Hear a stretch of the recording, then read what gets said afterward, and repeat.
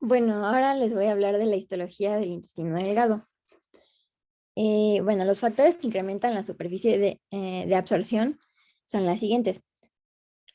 Los pliegues circulares, que también son llamados válvulas de Kerlin, eh, son repliegues transversales con un centro, que tienen un centro de mucosa. Rodean a, a la luz intestinal y aparecen 5 o 6 centímetros después del píloro.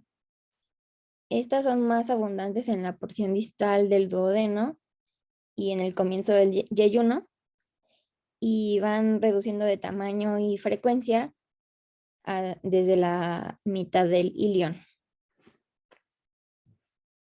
Y bueno, las vellosidades son evaginaciones digitiformes de la mucosa que pues cubren toda la superficie del intestino, lo que le da un aspecto aterciopelado. Y las microvellosidades están por toda la superficie de la luz intestinal. Y bueno, cada enterocito tiene miles de estas vellosidades, así muy juntas, lo que le da un aspecto estriado a la región apical de la célula. Y a esto se le conoce como chapa estriada o borde estriado. La siguiente, por favor. Bueno, en la mucosa del intestino delgado, como ya mencioné, encontraremos las vellosidades que pues son las proyecciones o evaginaciones y su centro sería la extensión de la lámina propia, que ahorita hablaremos más de eso, de ella. Y está compuesta por un tejido conjuntivo laxo y está cubierto por un epitelio cilíndrico simple. La siguiente, por favor.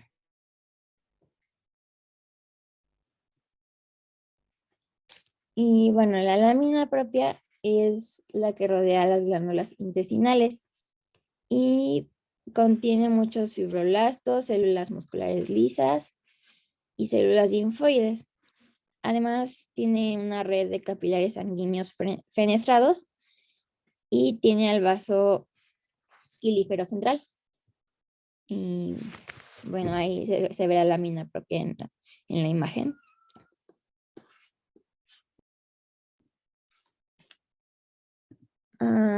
Bueno, la siguiente, por favor.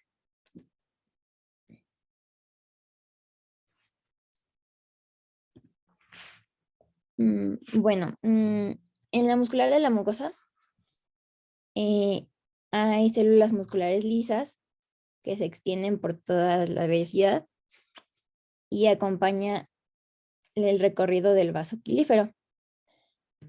Esta capa es la que causa la contracción y acortamiento de las vellosidades, lo que lleva la linfa desde el vaso quilífero hasta la red de los vasos linfáticos que rodean a la muscular de la mucosa. Bueno, el vaso quilífero se puede observar también en la imagen, es el de color verde. Y bueno, la siguiente, por favor. ¿Hasta aquí alguna duda? Permíteme tantito, Sí. Erika. ¿Hasta aquí dudas, hijos? ¿Preguntas? ¿Aclaraciones? Sí, dime, Val. A mí me quedó una duda, doctor. En esos vasos quilíferos, bueno, había leído que son, eh, que llevan como un líquido lechoso, que es del jugo pancreático, la bilis y algunos lípidos, hacia la linfa. Pero ¿eso tiene relación con los kilomicrones o es diferente?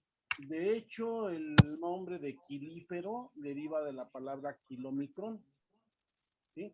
De igual forma que la cisterna de kilo también, la cisterna de kilo también deriva de la palabra kilomicrón, entonces eso ya nos hace la relación de por qué las grasas se van a estar absorbiendo a través del tejido linfático y esto nos va a favorecer que se transporte y se incorpore a la circulación en otro punto más distante que el tejido vascular inmediatamente. Bueno, no sé si responde a tu pregunta, sí, pero el quilífero precisamente sí lo que, ese aspecto lechoso, ese aspecto turbio que tiene, es por la presencia de quilomicrones, por la presencia de esta formación, esta primera lipoproteína que se va a formar en los enterocitos, ¿sí? Estos enterocitos pues, van a sintetizar a esta lipoproteína en su retículo endoplásmico liso, que es algo de lo que espero que ahorita nos vaya a hablar Erika acerca de las características de nuestro epitelio. El epitelio intestinal es muy importante para nosotros. Algunos autores le dan la característica de ser nada más epitelio absortivo, pero no es un epitelio únicamente absortivo, es un epitelio que cumple demasiadas funciones, es un epitelio también secretor, es un epitelio que también nos está brindando protección, ¿sí? Entonces, este epitelio se va a encargar no únicamente de llevar a cabo las funciones de absorción, sino que también nos va a promover lo que va a ser la digestión, la secreción de hormonas, la protección, etcétera, etcétera. ¿Sí? Y sí, le pedí a Erika que me dejara esta diapositiva, porque esta diapositiva nos está ejemplificando perfectamente lo que es la estructura básica de la mucosa intestinal, ¿sí? A nivel de intestino delgado, vemos nosotros una digitalización que es una vellosidad intestinal, cómo esa vellosidad intestinal está formada en su centro por tejido conjuntivo laxo, que es de lámina propia, pero ese tejido blanco que vemos, y cómo esta vellosidad, esta evaginación que tenemos, está siendo tapizada por un epitelio propiamente digestivo, que es un epitelio cilíndrico simple con microvellosidades, vemos sus núcleos ahí centrales, vemos cómo está unida cada una de las células entre sí, pero así como también tenemos evaginaciones, también se presentan invaginaciones dentro de los aspectos que mencionó Erika, de que va a haber estructuras que van a aumentar la superficie de contacto, no nada más se llama de absorción, es superficie de contacto. ¿Por qué? Pues porque con el contacto se puede llevar a cabo tanto la digestión como la absorción. Perdón. Entonces, así como vemos que hay una evaginación que nos está formando esta digitalización, esta vellosidad intestinal, pues también tenemos invaginaciones hacia la lámina propia, así como se vagina la lámina propia y se tapiza por el epitelio, pues también se invagina, y al imaginarse se va a formar lo que es una glándula intestinal, ¿sí? Que en en el intestino delgado las vamos a conocer nosotros como criptas de Lieberkühn. Aunque ya actualmente, como les había mencionado hace un par de clases, los epónimos se están retirando, y para ya no llamarles criptas de Lieberkühn, ahora les llamamos glándulas intestinales.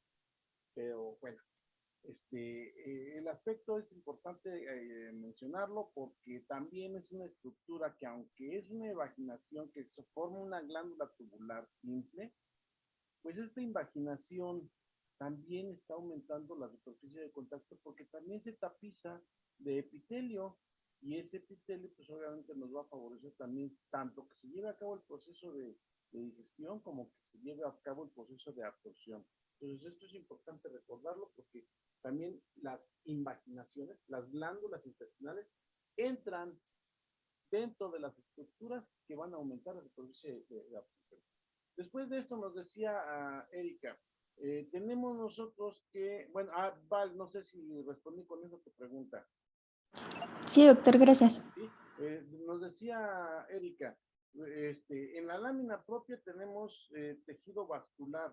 Ese tejido vascular que vamos a encontrar ahí, pues van a ser arterias, van a ser venas, van a ser linfáticos, y dentro de estos linfáticos tenemos uno particular que vamos a encontrar nosotros en el centro de la lámina propia de las vellosidades intestinales, que es el quilífero central. Ustedes ven aquí en el esquema cómo se está ejemplificando tanto la vascularización arterial, la que está en rojo, la vascularización venosa, la que está en azul, y nos ejemplifican a la vascularización linfática, que vamos a encontrar nosotros aquí, que va a ser ese quelífero que se encuentra al centro de la vellosidad y lo ponen de color verde. Ese quelífero central, pues va a ser un linfático, es un capilar linfático ciego. ¿Por qué decimos que es ciego? Porque en su punta, en su vértice, en su terminación, está obliterado, no tiene salida, no tiene continuación, no tiene comunicación con nadie más, está ciego completamente, está obstruido. Y entonces esto quiere decir que todas aquellas sustancias que se estén generando alrededor de las estructuras que lo rodean, ¿sí? Llámese epitelio, llámese lámina propia, llámese tejido vascular, ¿sí? Todos ellos van a generar algún tipo de sustancia que generalmente pues, en los intersticios es donde se está formando el ultrafiltrado de plasma, que se le conoce popularmente con el nombre de linfa. Entonces esa linfa va a ser captada por este quelífero central y esta linfa que está siendo captada por el quelífero central, pues en ocasiones en los procesos postprandiales, pues vemos nosotros que ya se absorben algunas sustancias, dentro de estas sustancias que se están absorbiendo, pues algunas utilizan la vía linfática, ese líquido intersticial que se está generando para poder ser absorbido hacia el interior del organismo y utilizan específicamente el quelífero central. El quelífero central es una estructura que no tiene musculatura propia, entonces nosotros vemos en la parte de abajo del esquema, por arriba de los plexos vasculares que le pusieron ahí, vemos nosotros al tejido que nos está formando la muscular de la mucosa. Y si ustedes se fijan hacia arriba, hacia la vellosidad intestinal, vean las células que están rodeando ahí al quelífero central, que se van entremetiendo entre el tejido vascular venoso y arterial y el quelífero central. Vean, ahí hay unas celulitas que se encuentran, si me apoyas con tu puntero, no sé quién esté dirigiendo la presentación, ahí vemos algunas celulitas como si fueran unos pescaditos que están ahí entre los vasos venosos y arteriales y que están prácticamente a los lados del quelífero central. Son fibras musculares que se desprenden precisamente de la muscular de la mucosa, ¿sí? Y se le conoce como músculo de Bueck. Ese músculo de Bueck es el que se encarga de que al contraerse va a favorecer que ese contenido luminal del quelífero central, que es un contenido lechoso, que es muy viscoso por la gran cantidad de kilomicrones que está conllevando, pues esto va a favorecer que se comprima el quelífero central y de ahí promueva el movimiento interior del líquido linfático que lleva a los kilomicrones. ¿De acuerdo? Entonces, para que lo recuerden, si se fijan en las dos estructuras que nos pusieron como vellosidades, pues vemos esas células que están diseminadas alrededor del quelífero y que si se fijan, así son muy minuciosos, pues tienen forma de uso igual como las células que están formando a la muscular de la mucosa, ¿sí? Entonces, este es un músculo que se está derivando precisamente de esa muscular de la mucosa y que nos va a favorecer esa contracción que se presenta en el quelífero central, ya que no posee una musculatura propia como tal. Bien. Vean que a este dibujo le podemos sacar mucho jugo. También vemos nosotros cómo los enterocitos en su borde libre que nos estaba platicando Erika, pues tienen una chapa estriada, ¿verdad? Un borde con microvellosidades, un borde en cepillo, que se le llama por algunos autores, y que esto también es una estructura que también nos aumenta la superficie de contacto, ¿sí? Y por lo tanto, pues va a favorecer también la superficie de absorción. Bien, ¿hasta aquí alguna duda, alguna pregunta, alguna aclaración? ¿No? Bueno, No, continuemos, Erika, por favor. Sí, le pasas a la siguiente. Bueno, ahora les voy a hablar de las glándulas intestinales o criptas de Lieberkühn. Estas son estructuras tubulares simples y se extienden desde la muscular de la mucosa y desembocan en la superficie de la luz intestinal. como se puede observar en la imagen. Es la que está, bueno, la que dice cripta. Bueno, están compuestas de epitelio cilíndrico simple, que vienen desde el epitelio de las vellosidades. Están rodeadas de la lámina propia y también contienen células linfoides. Y bueno, la siguiente, por favor.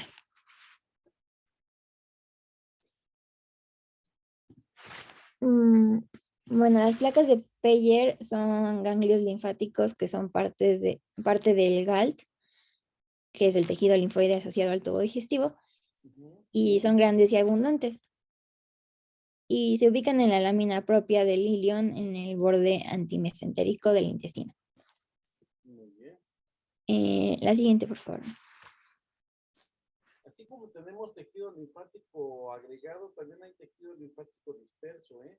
Porque este acúmulo de tejido linfático que forman las placas de Peyer, lo vamos a encontrar sí en el borde antimesentérico, pero nada más del ilion.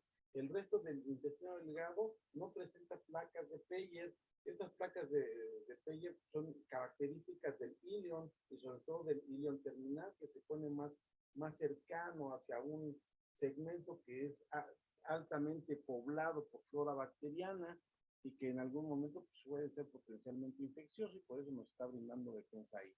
Bien, les decía, el resto del intestino delgado también tiene tejido linfático en su lámina propia, pero ya no es tejido linfático que se está acumulando, es tejido linfático que queda disperso. Y este tejido linfático disperso y el tejido linfático acumulado que le llamamos placas de Peyer, también se va a estar comunicando con la luz del intestino a través de unas células que se van a alternar en el epitelio. No sé si lo voy a mencionar más adelante, Erika, pero de una vez se los comento yo. Estas células que se encuentran ahí se llaman células M y que sirven para estar dándonos información hacia el tejido de defensa que encontramos nosotros, que es el tejido linfático disperso y el tejido linfático acumulado, acerca de qué estructuras estamos presentando dentro de la luz del intestino. ¿De acuerdo? Muy bien. Adelante, Erika.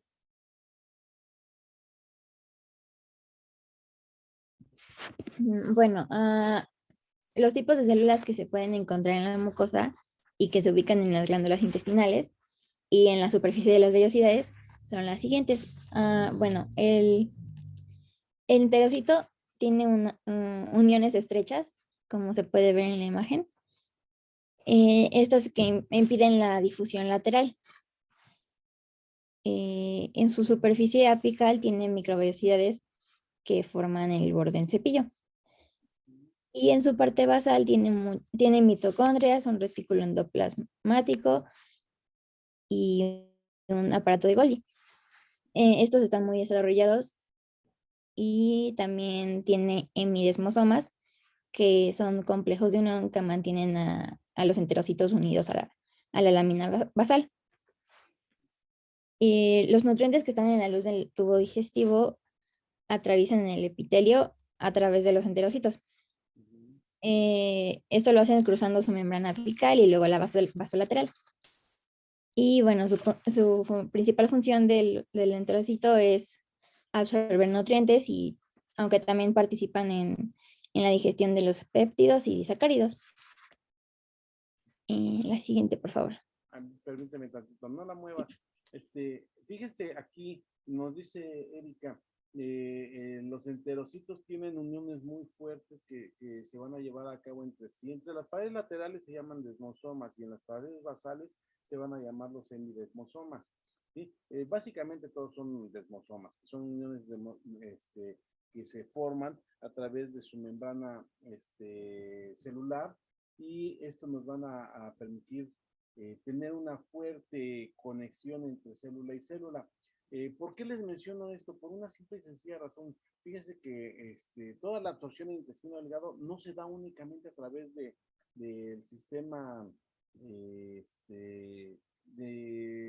estructuras de absorción, como son las microvellosidades, como son las vellosidades, como son las válvulas intestinales o las glándulas intestinales, ¿sí? No nada más se dan a través de esas, también a través de sus uniones desmosómicas, también se lleva a cabo la absorción de algunas sustancias, como nos lo vamos a mencionar más adelante en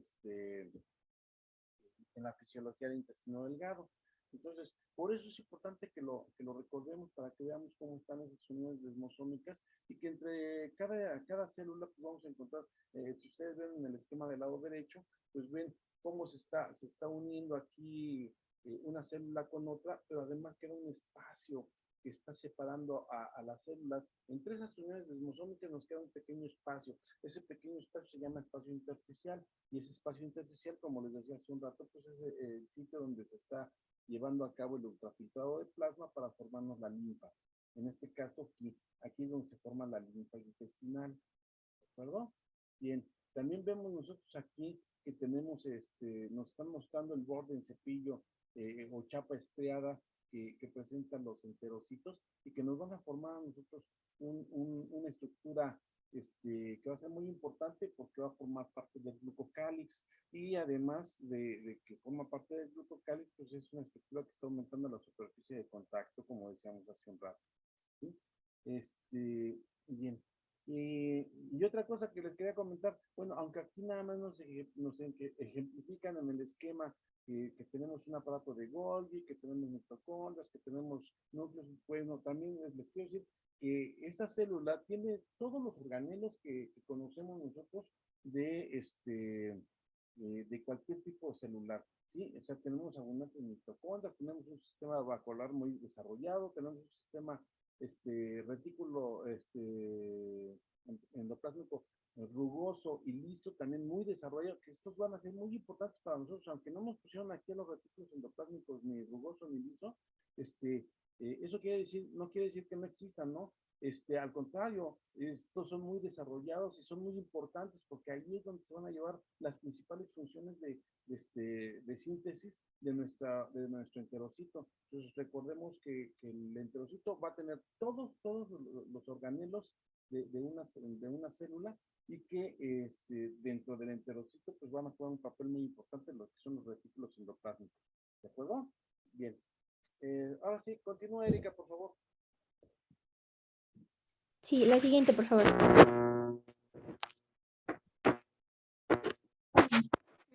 Bueno, las células caliciformes recuerden que son glándulas secretorias que producen mucina y bueno, estas van incrementando su cantidad desde el duodeno hasta la porción terminal del ilion.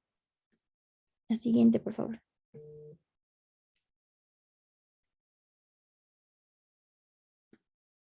Bueno, las células de Panet están en el fondo de las glándulas intestinales.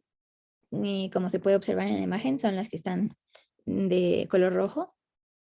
Bueno, tienen un citoplasma basal basófilo, un aparato de Golgi y grandes gránulos de secreción que son muy acidófilos y retráctiles. También contienen lisosimas que digieren las paredes celulares de algunas bacterias. Tienen alfa-defensinas que funcionan como mediadores en los linfocitos TSD8 citotóxicos y de glucoproteínas. Y bueno, su función es regular la microbiota normal del intestino delgado. La siguiente, por favor.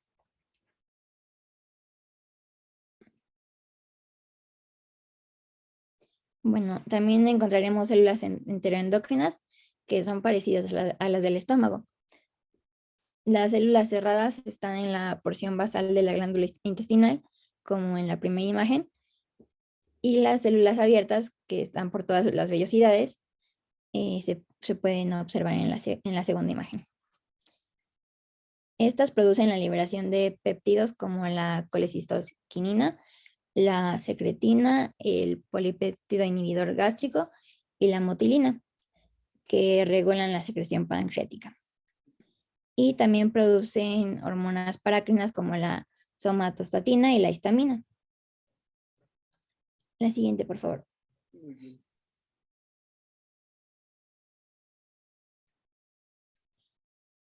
Y bueno, ahora las células M. Son células epiteliales con micropliegues que cubren las placas de Peyer y los nódulos linfáticos grandes. Su función es transportar antígenos por medio de un receso profundo conectado al espacio celular, donde presentan células dendríticas, macrófagos y linfocitos T y B. Y sus micropliegues fijan macromoléculas y bacterias que son transportadas al receso que ya les mencioné, y ahí se liberan las células inmunitarias. La siguiente, por favor.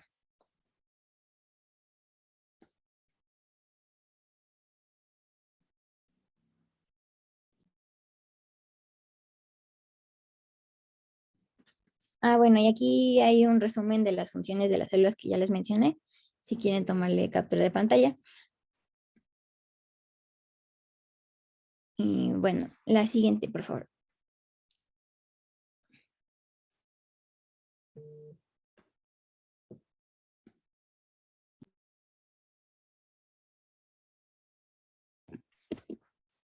Bueno, ahora les hablaré del GALT, que pues, como ya dije, es el tejido linfoide asociado al tubo digestivo y que funciona como una barrera inmunitaria, junto con otras células epiteliales como las células M.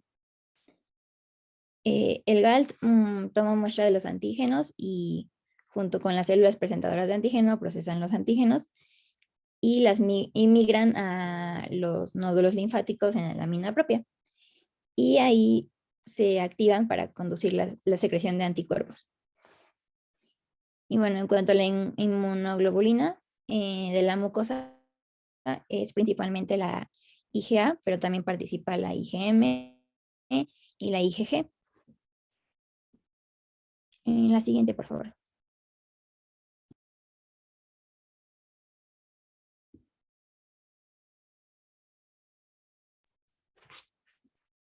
Bueno, la submucosa está compuesta por tejido conjuntivo denso y tiene sitios que acumulan adipocitos. En el duodeno proximal se encuentran las glándulas de Brunner, que son características, bueno, que tienen características de células productoras de moco o simógeno. Y su secreción tiene un pH de 8.1 y 9.3. También contiene glucoproteínas, bueno, su secreción contiene glucoproteínas neutras y alcalinas, bicarbonato, y bueno, también bicarbonato. Y bueno, su alcalinidad sirve para proteger el duodeno proximal, neutralizando el quimoácido del estómago. Y también regula el pH del contenido intestinal para la acción de enzimas pancreáticas que llegan al duodeno. Y la siguiente, por favor.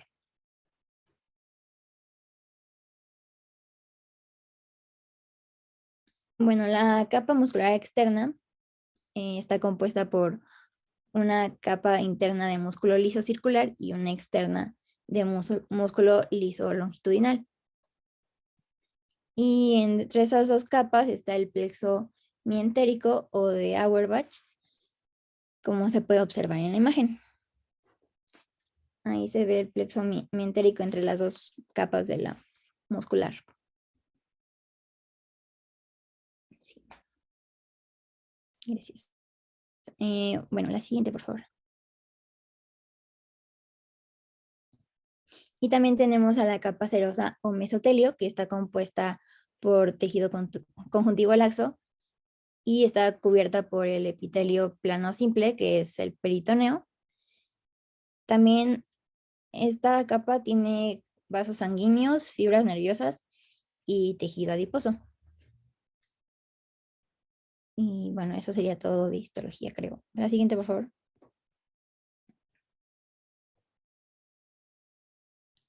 Sí. A ver, Bueno, ahora empezaríamos antes de con... que continuemos, a ver, ¿me abren la pantalla, por favor?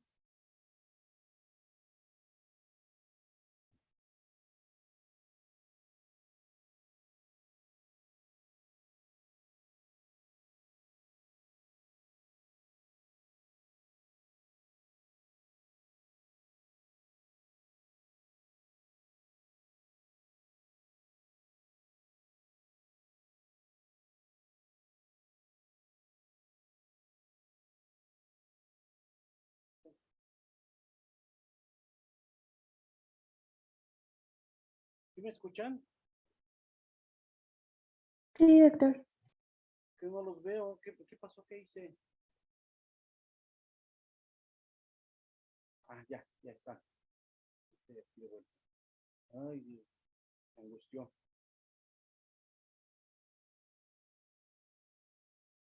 Ok. Ay, bueno, gracias, Erika. Pero les voy a decir una cosa, chicos. Regularmente yo trato de ser muy empático con ustedes. Déjenme. Entonces tenemos que nos dice Erika, la histología del intestino delgado va a tener sus 4 capas histológicas generales que nosotros conocemos, que es una mucosa, una submucosa, una muscular, y tenemos una serosa, que esa no nos la mencionaste, Erika. Es importante que recordemos que tenemos esa serosa, porque esta serosa, pues obviamente está formada por el peritoneo, que también es un medio de fijación, que ayer estábamos mencionándolo en nuestra clase de anatomía. La mucosa, nos dijo Erika, está constituida específicamente por 3 estratos histológicos. Un epitelio, que es un epitelio propiamente digestivo. ¿Cómo es el epitelio digestivo? Pues ya lo habíamos mencionado en la primera, en la primera unidad, que ese epitelio propiamente digestivo es un epitelio cilíndrico, simple, con microvillosidades en su o borde del cepillo, y que básicamente cumple una función principalmente absortiva. Aunque ya ahorita mencionamos que en intestino delgado este epitelio va más allá de ser un epitelio nada más absortivo. Entonces, aquí este va a ser nuestro primer punto de discusión. Que tenemos, este epitelio es cilíndrico, con núcleo central, tiene un borde en cepillo o chapa estriada, tenemos diferentes organelos, ¿sí? Entre ellos tenemos a nuestro retículo endoplásmico rugoso, tenemos a nuestro retículo endoplásmico liso, tenemos un sistema vascular muy desarrollado, tenemos mitocondrias, ¿sí? Tenemos al aparato de Golgi, ¿sí? Tenemos todos los organelos que están en la célula. Sí, menciono estos porque son los más importantes. Nuestro aparato de Golgi va a ser muy importante para nuestra síntesis proteica, conjuntamente con nuestro sistema reticular rugoso, que también nos va a estar ayudando al empaquetamiento de elementos. Y que el sistema metabólico, el sistema bioquímico que se va a llevar a cabo aquí va a ser principalmente en donde, pues, tanto en el citosol como en nuestro retículo endoplásmico liso, ¿sí? En este retículo endoplásmico liso, ahí es donde vamos a llevar a cabo nuestra mayor parte de procesos bioquímicos que va a llevar a cabo el enterocito. A cabe mencionar ahorita que se llama enterocito. Así como vimos nosotros que en algunos otros órganos, en algunos otros segmentos, la célula base tiene su nombre específico, como por ejemplo la célula pancreática se llama célula acinar, ¿sí? Y que tenemos algunas variantes como son las células ductuales y las células centroacinares. Tenemos a los islotes de Langerhans, que son ya del sistema endocrino como tal, sí, y que ese lo dejamos a un lado. Pero aquí en el intestino delgado se llama enterocito. Este enterocito es muy importante para nosotros. ¿Por qué? Porque va a ser nuestra célula epitelial que va a adoptar diferentes formas y diferentes funciones dependiendo de en dónde la estemos ubicando nosotros, ¿sí? Ahorita vamos a ver las estructuras que nos mencionó Erika y que nos ayudan a aumentar la superficie de absorción, la superficie de contacto, la superficie de digestión, ¿sí? Y entonces, este enterocito, ténganlo muy en cuenta porque todos son enterocitos, todos los enterocitos van a adoptar diferentes funciones dependiendo del sitio donde se encuentren en las estructuras que vamos a mencionar. Bueno, Este epitelio obviamente necesita un tejido que lo esté sustentando, un tejido que lo esté sosteniendo. ¿Quién es ese tejido que lo va a estar sustentando o que lo está sosteniendo? Pues ese tejido que lo está sustentando, pues es la lámina propia. ¿Qué característica tiene la lámina propia? ¿Sí? Ya no nos vamos a detener a poner características aquí en el pizarrón porque esas ya las conocemos desde la primera unidad. Ya sabemos que la lámina propia es un tejido de conjuntivo laxo, que tiene abundantes fibras elásticas y que además esto permite que haya una facilidad de movimiento para nuestro estrato superior, que es el epitelio. Al tener este movimiento que está favoreciéndose por las células, por las fibras elásticas que tiene el tejido conjuntivo laxo, pues esto nos va a favorecer que también con el movimiento que se aumente la superficie de contacto, ¿sí? Fíjense, todo va encaminado a que se aumente la superficie de contacto. ¿Por qué? Porque es muy importante para nosotros en el intestino delgado que haya ese aumento en superficie de contacto. Bien, ¿qué otra cosa importante tenemos nosotros aquí? Pues Erika nos dijo, tenemos aquí nosotros que aquí va a haber tejido, en esa lámina propia se va a acumular tejido linfático que sirve de defensa, ¿sí? Un tejido linfático que es el acumulado. Y tenemos al tejido linfático disperso que mencionábamos nosotros, ¿verdad? El acumulado conocido como placas de Peyer, ¿sí? Placas de Peyer o placas intestinales. ¿Dónde las vamos a ubicar? En el ilion. Principalmente en el ilion terminal es donde las vamos a ubicar nosotros con mayor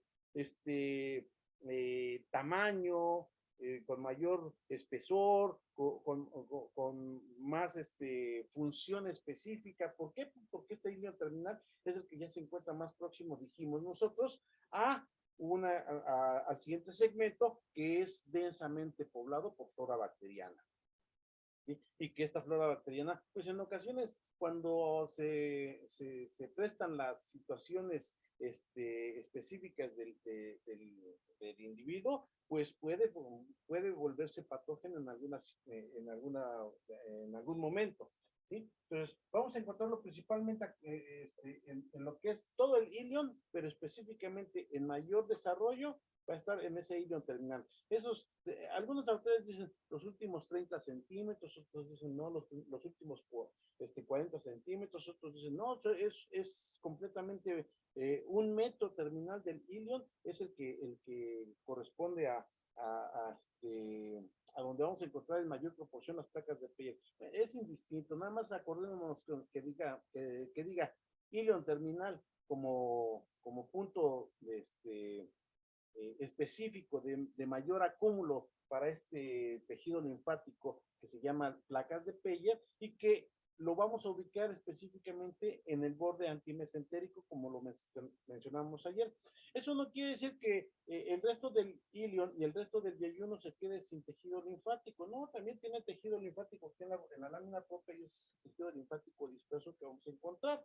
Ese tejido linfático disperso, pues vamos a encontrar nosotros que el epitelio, una de las variantes que nos mencionaba hace un ratito Erika, que fue ese aspecto sí me agradó mucho cómo lo manejó, fue breve, claro, conciso, concreto, ¿sí? Fue lo que manejó con respecto a las células M.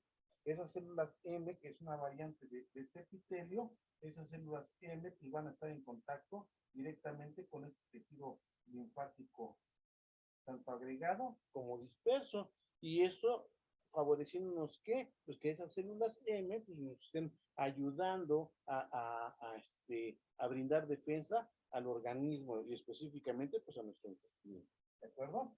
¿Qué otra cosa importante nos mencionó de la lámina propia? Una cosa muy importante que nos mencionó es de que esta lámina propia nos va a aumentar la superficie de contacto porque tiene evaginaciones y tiene invaginaciones. Dentro de las evaginaciones que mencionó, dice, se le llaman digitalizaciones o también manejado con el nombre de vellosidad intestinal. Ojo, no confundir a la vellosidad intestinal con la microvellosidad del borde en cepillo de los enterocitos, porque hay quienes lo llegan a confundir. Incluso autores en libros lo llegan a confundir y te quedas, wow, No sé si sea error de realmente de quien escribió el libro o de quien hizo la traducción. La mayoría de las veces es de quien hace la traducción.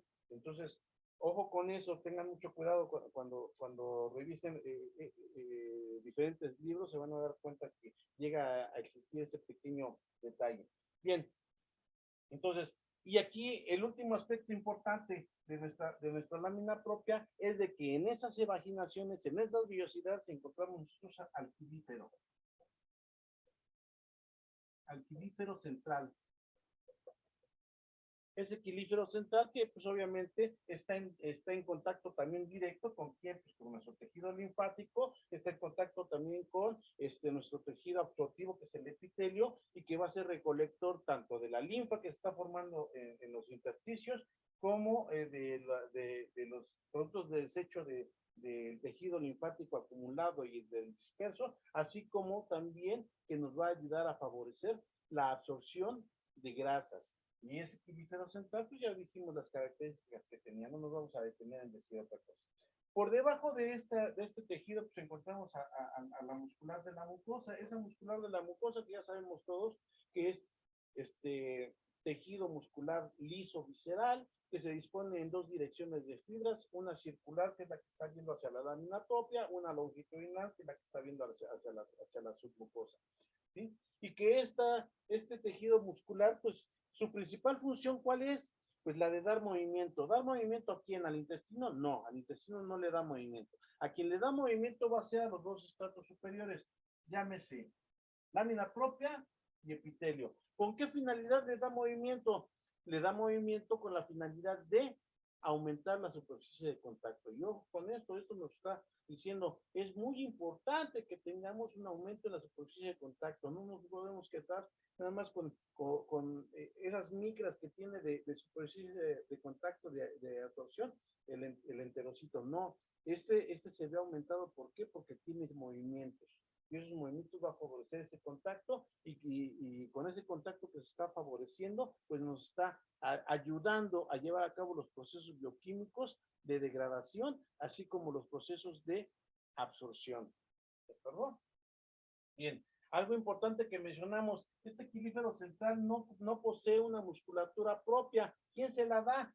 Pues la muscular de la mucosa se va a encargar de dar unas fibras musculares que van a envolver a ese quelífero central y que le llamamos a nosotros estas fibras musculares que están envolviendo al quelífero central, músculo de Budd.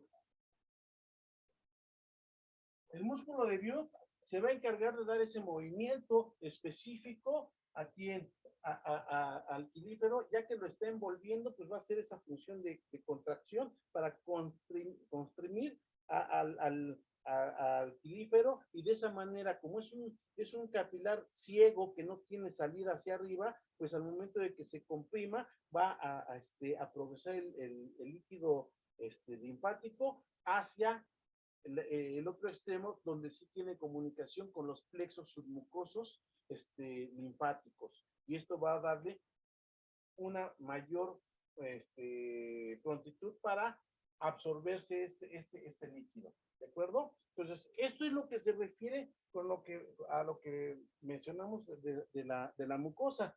Tenemos la submucosa. Algo importante que mencionar de la submucosa, pues ya sabemos que es un tejido conjuntivo laxo, ¿sí? Esto nos quiere decir que tiene, ya cuando decimos laxo, que tiene abundantes fibras elásticas. Estas abundantes fibras elásticas nos ayudan para que tenga mayor posibilidad de movimiento, mayor posibilidad de distensión, ¿sí?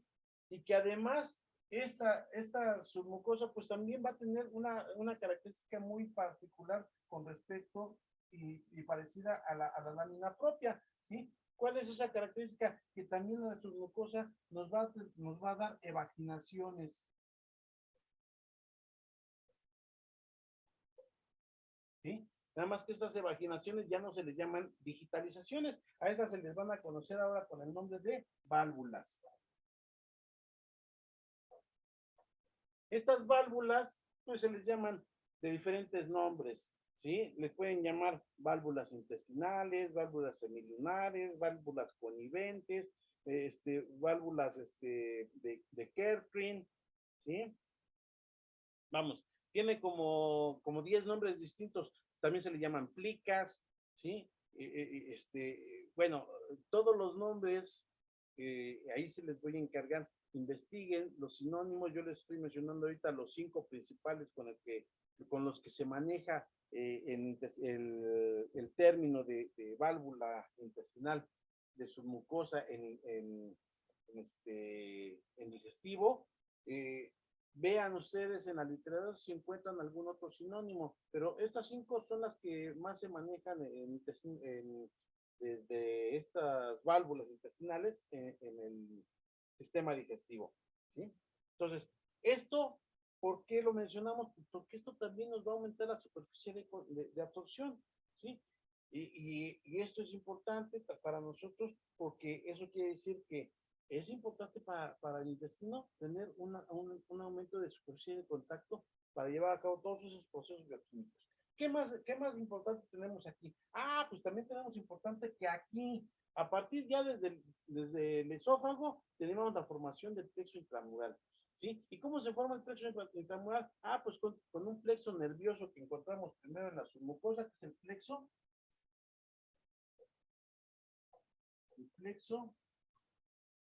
submucoso. El plexo submucoso sensitivo de Meissner, ¿sí? Que va a formar parte de ese plexo intramural. ¿Sí? Esto es importante para nosotros. Y una última cuestión. ¿Se acuerdan que la lámina propia también formaba glándulas, que le llamamos glándulas simples, glándulas o criptas de Lieberkühn? Bueno, también la submucosa tiene unas pequeñas invaginaciones, nada más que estas invaginaciones son invaginaciones ciegas, o sea, que quedan obliteradas, aparentemente no tienen salida hacia la luz intestinal, pero utilizan como conducto de excreción a las criptas de Lieberkühn, ya que las criptas de Lieberkühn son muy abundantes en las primeras 2 porciones del intestino, del duodeno. Sí, en las primeras 2 porciones del duodeno son muy abundantes y donde vamos a encontrar estas invaginaciones en la submucosa van a ser en esta segunda porción del duodeno principalmente, que van a ser las glándulas de Brunner. ¿Sí? Esas glándulas submucosas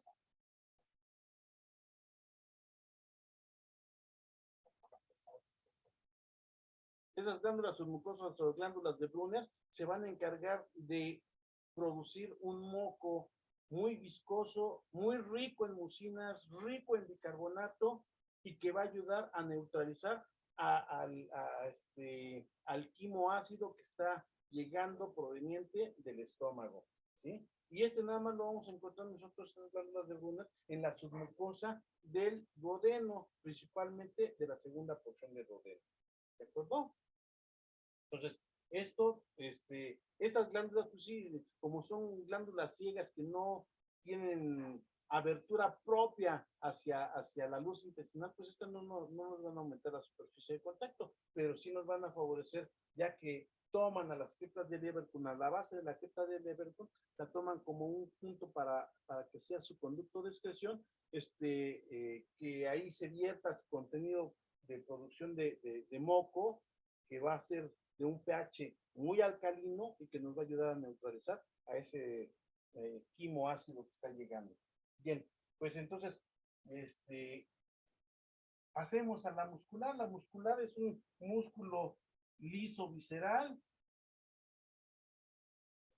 Ya sabemos nosotros qué es el músculo liso visceral.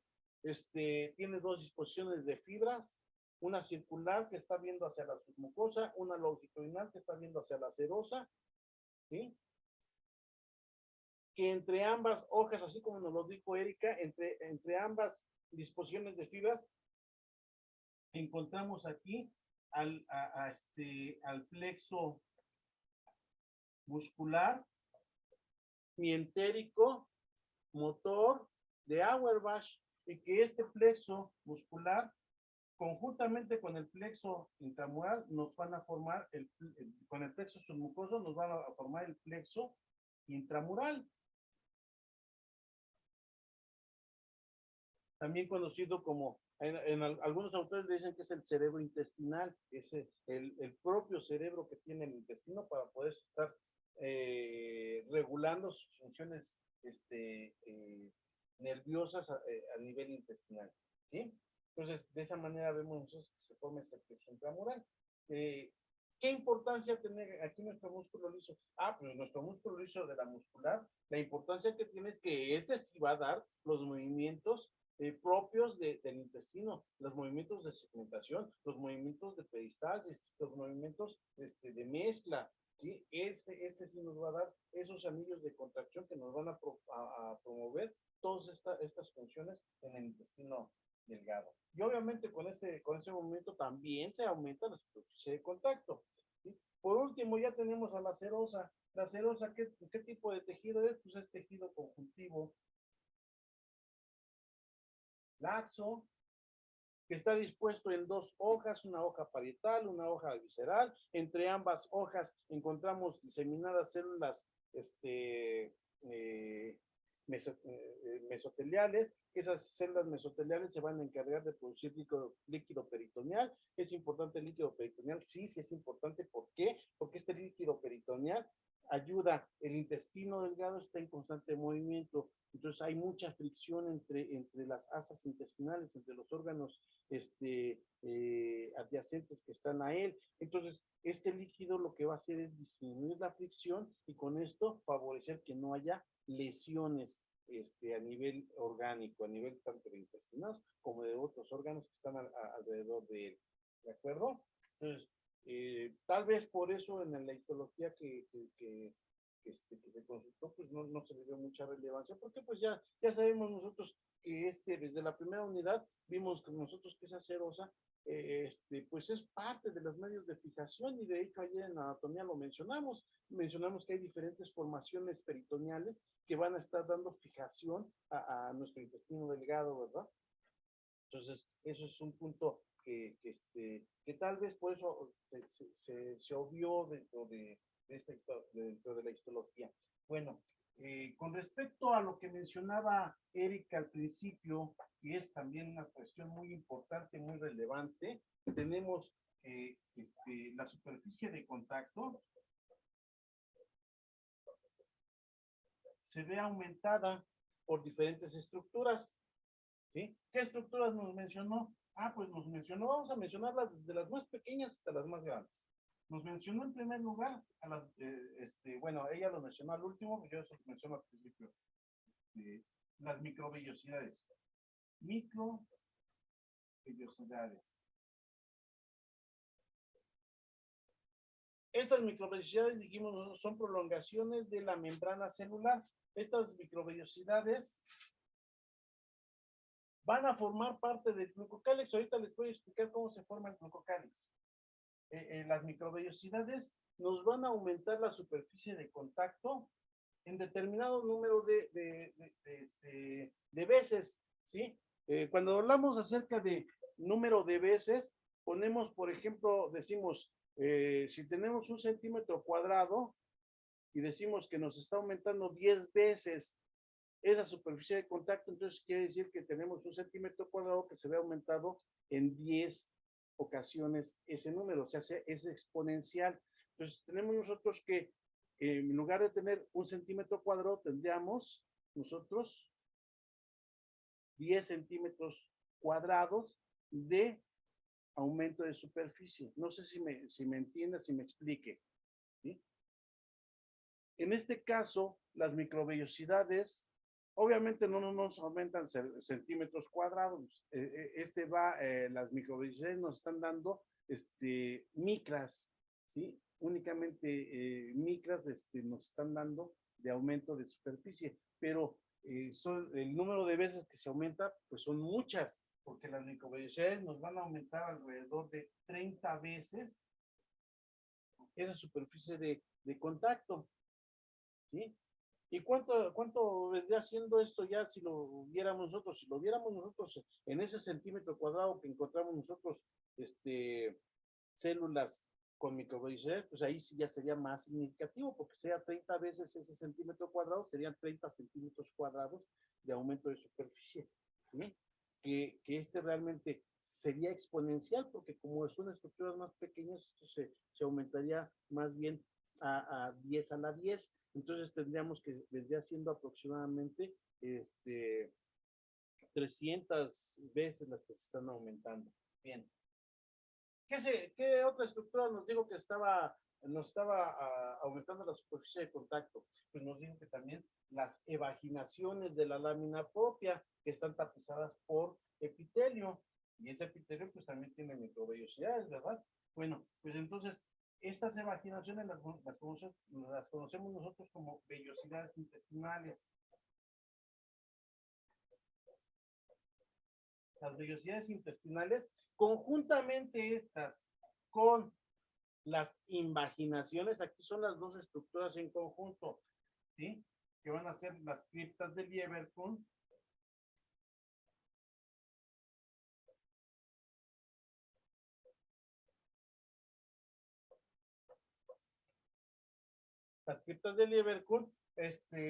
estas nos van a aumentar el número de veces aproximadamente 12 veces la superficie de contacto.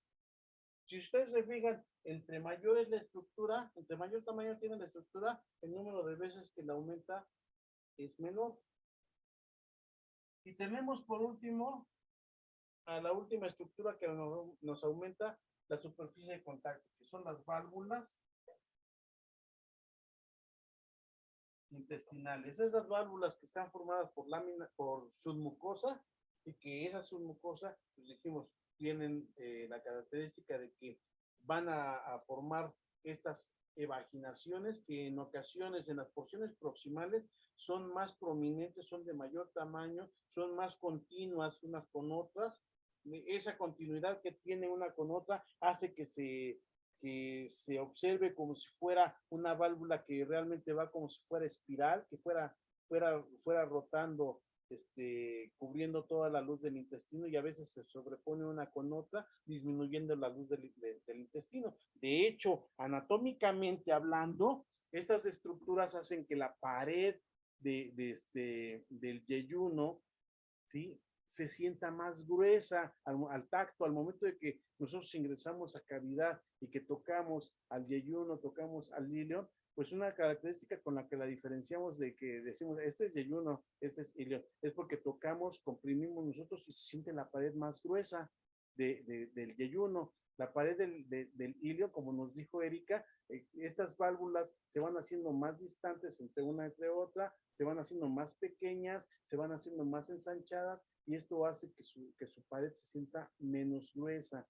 ¿sí? Y es una característica anatómica que nos sirve para diferenciar al yeyuno del ilion.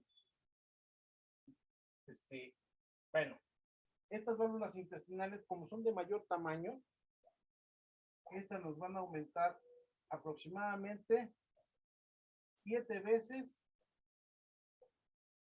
la superficie de contacto, ¿sí? Con esto, nosotros decimos, al aumentar esto tantas veces la superficie de contacto, entonces esto quiere decir que la superficie intestinal es muy grande, ¿sí?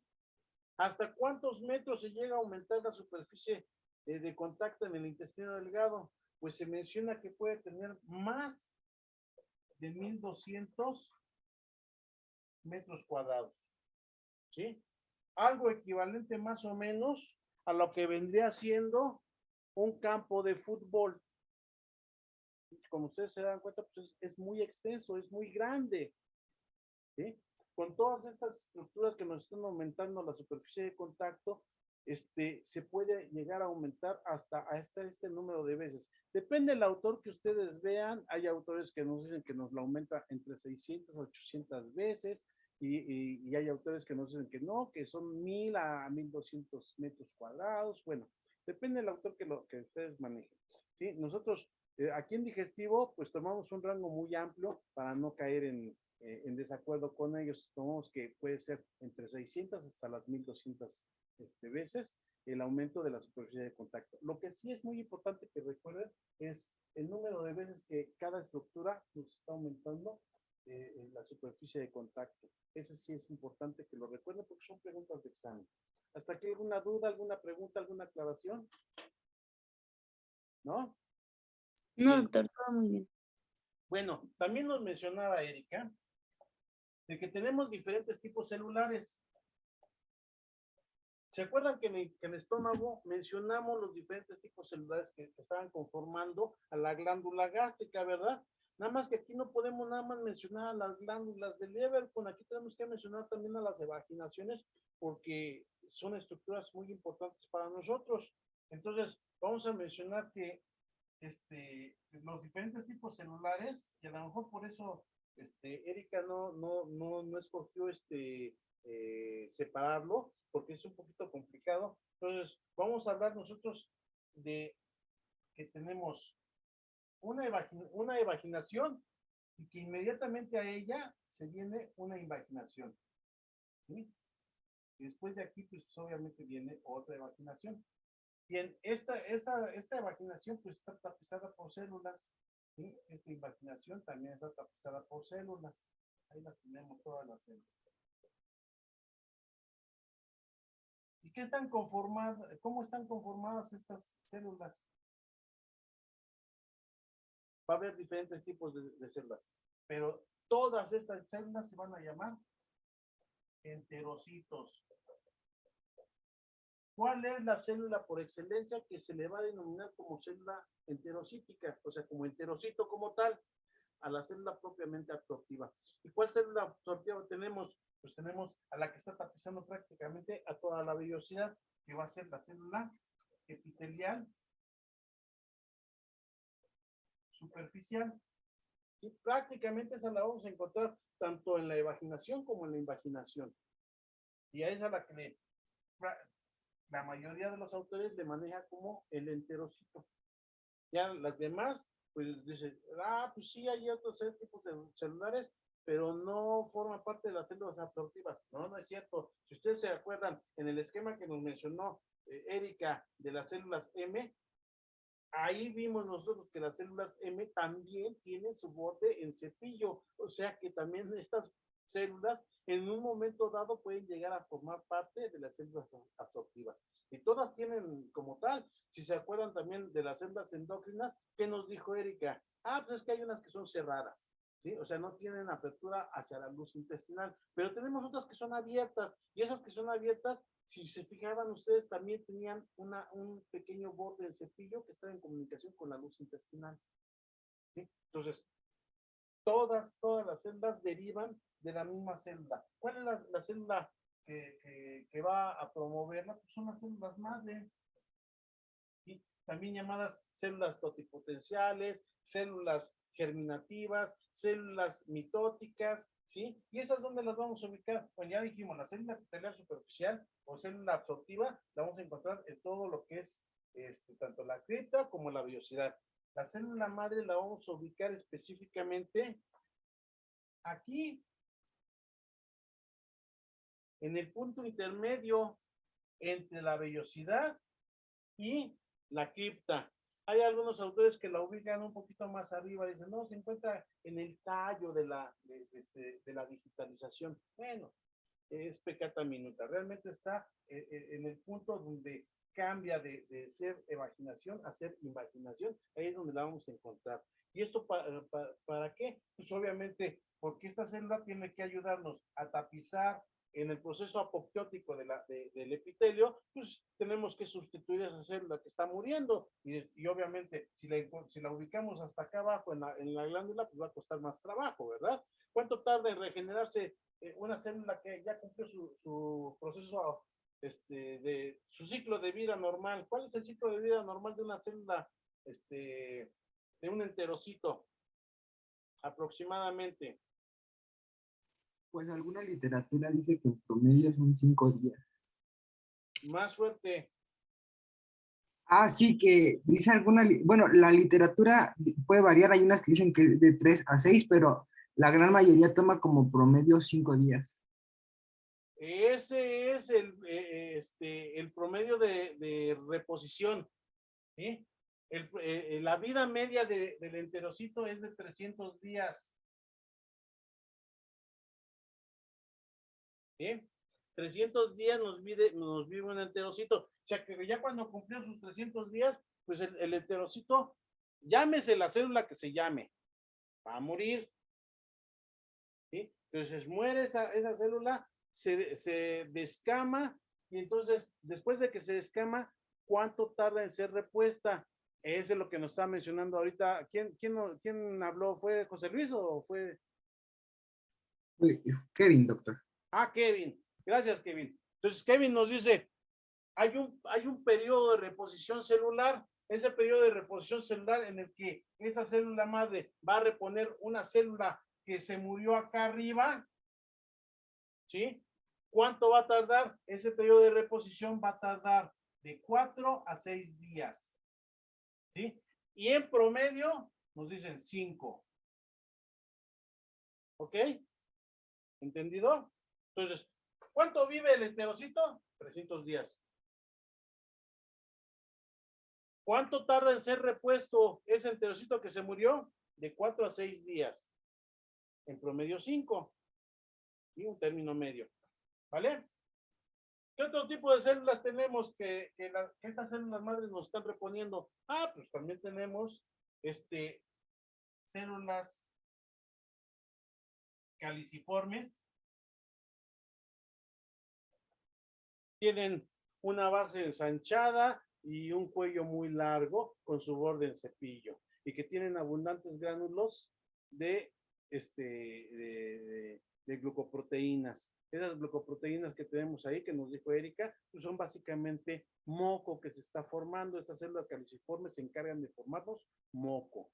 ¿Y es importante este moco? Sí, sí es importante este moco, porque este moco que se está formando por las células caliciformes nos forman parte del glucocálix o glicocálix, como lo hayan encontrado. ¿Sí? Bien.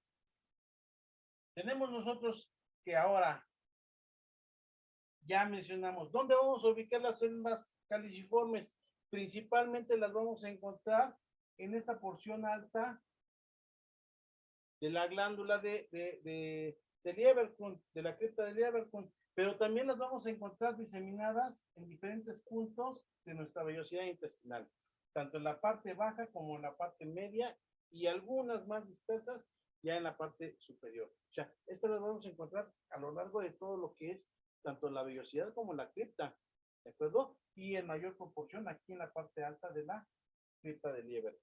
Ahí es donde vamos a encontrar estas células caliciformes, ¿sí? Principalmente, ¿por qué? Pues porque estas nos van a formar ese moco protector y que además este moco protector también forma parte del glicocálix.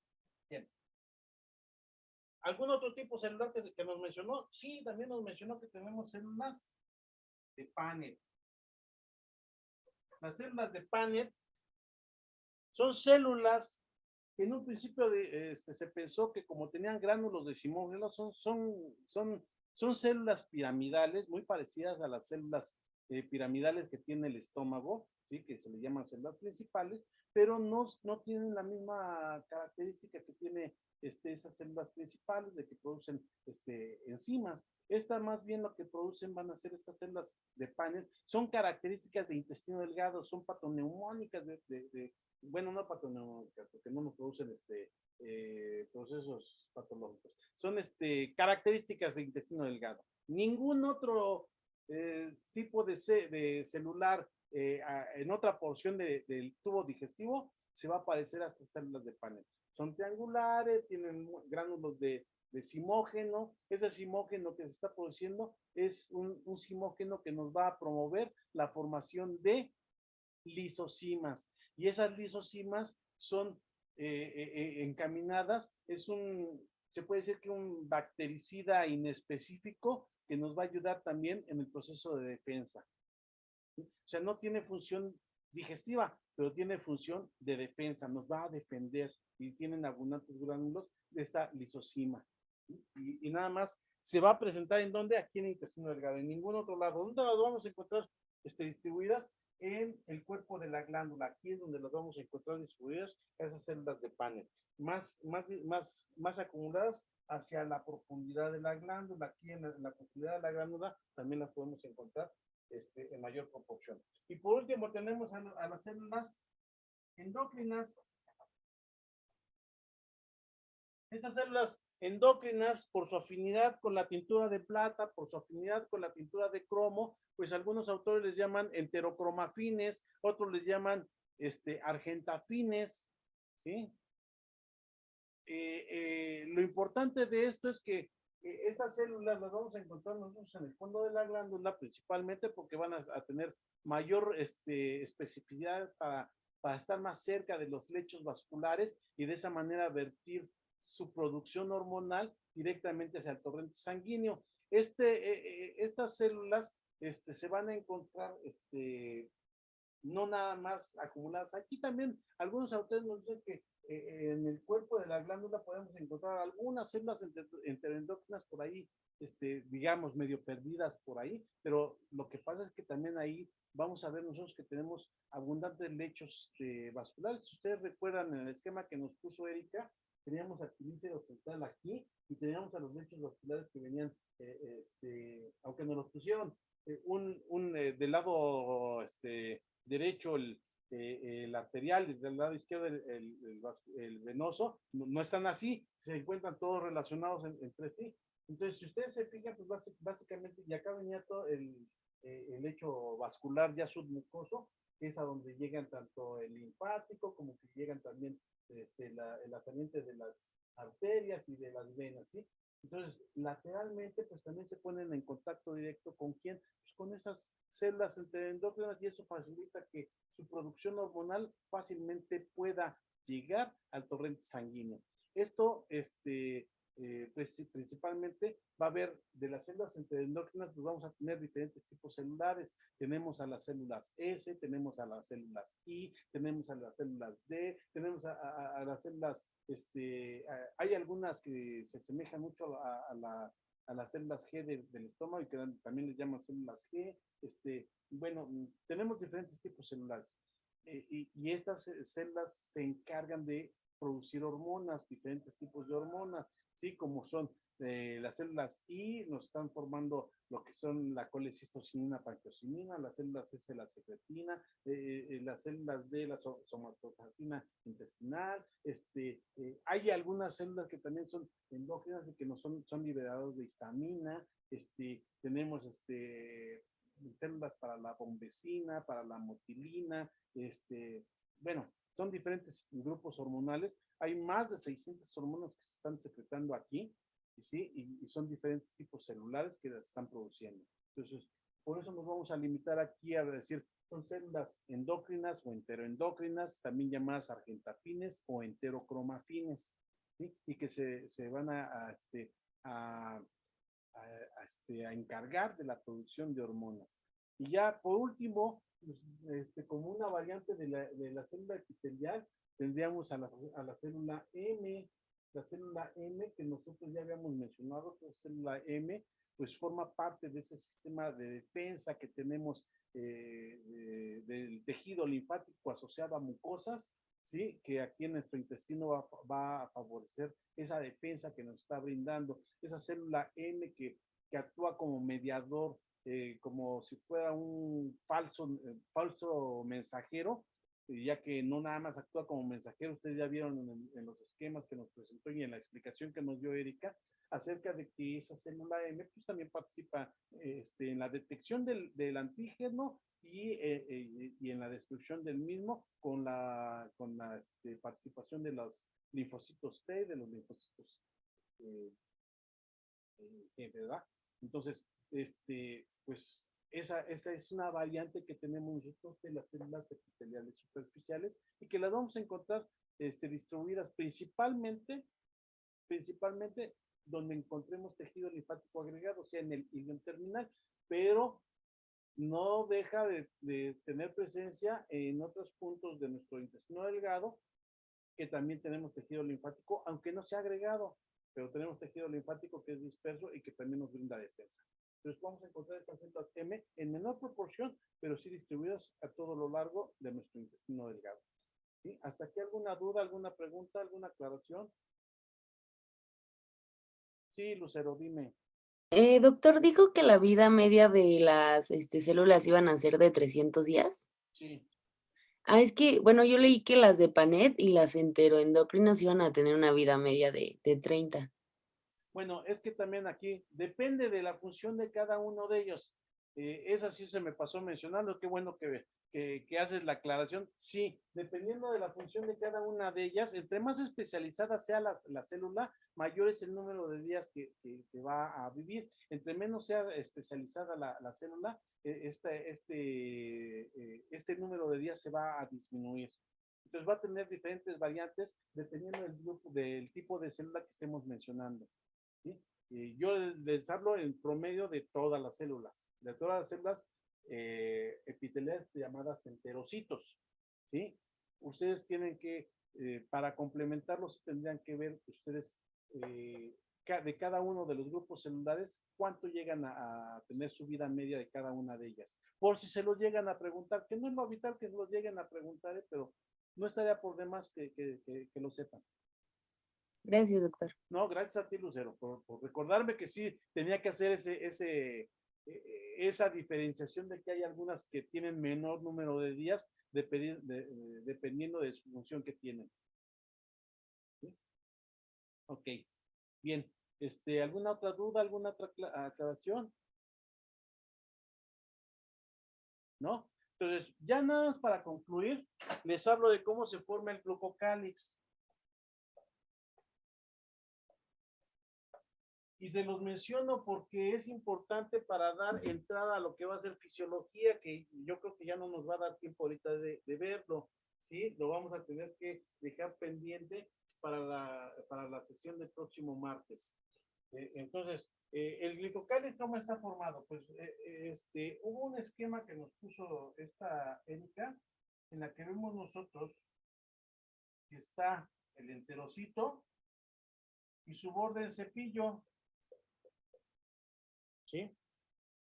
Y dijimos nosotros, hay células caliciformes que están formando moco, un moco que es muy rico en mucinas. Esas mucinas es moco que se va a adherir aquí a manera de capas, ¿sí? Y dijimos nosotros que estos enterocitos no nada más tienen la función de absorber, también tienen la función de ser secretores. Dentro de las secreciones que van a tener, va a tener la secreción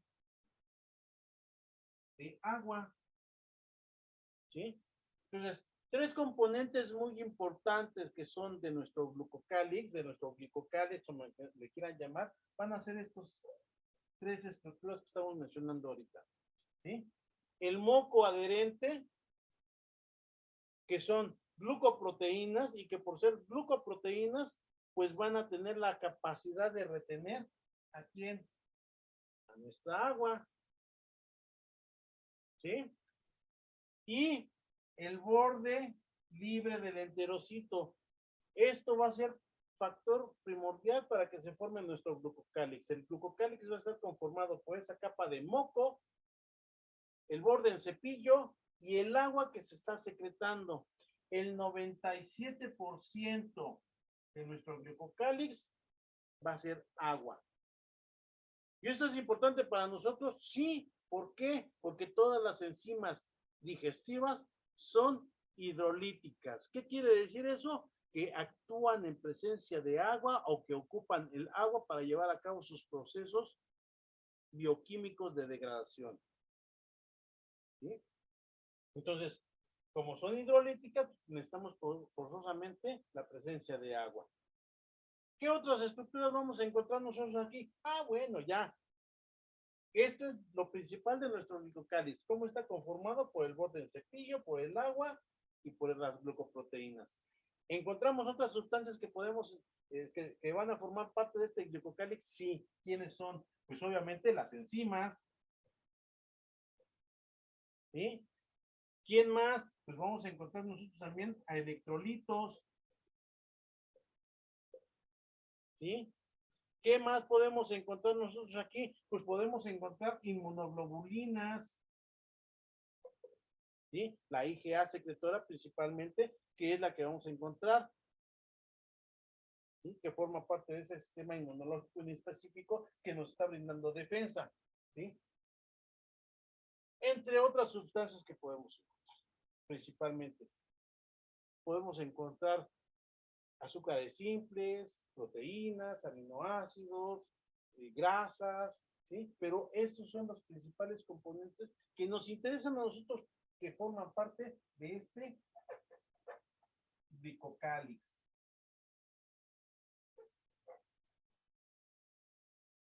Así está conformado nuestro glicocálix. ¿Y por qué es importante que lo mencionemos? Es importante que lo mencionemos, ¿por qué? Porque todos los procesos de degradación y todos los procesos de absorción, ¿dónde se van a llevar a cabo? Se van a llevar a cabo aquí, en el glicocálix, ¿sí? No en la luz, ¿sí? No en el espacio intersticial, sino que aquí en el glicocálix es donde se va a llevar a cabo ese proceso de absorción. ¿De acuerdo? ¿Alguna duda, alguna pregunta? Es muy sencillo esto. ¿Dudas, chicos? ¿Preguntas? ¿Aclaraciones? No, doctor. ¿No? Doctor. Bien, No, doctor.